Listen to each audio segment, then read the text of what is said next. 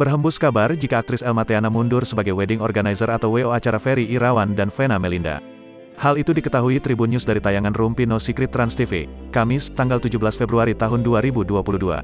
Elma Theana dan Dian Komalasari selaku pihak dari Madena Event menjadi bintang tamu dalam program yang dibawakan Feni Rose tersebut. Sebagai informasi, Madena Event adalah WO yang mengurusi acara lamaran Ferry dan Vena Rabu, tanggal 9 Februari tahun 2022, silam. Dengan tegas Elma Theana menyebut pihaknya tidak mundur dari acara pernikahan Ferry dan Vena. Melainkan Ferry dan Vena lah yang telah memutuskan untuk menggelar acara pernikahan tanpa WO. Ferry yang menghubungi kami, acara tetap berjalan di Bali tapi tanpa WO, sambung Elma. Karena mau dilaksanakan secara hikmat, hanya keluarga terdekat aja, sederhanalah, timpal Dian.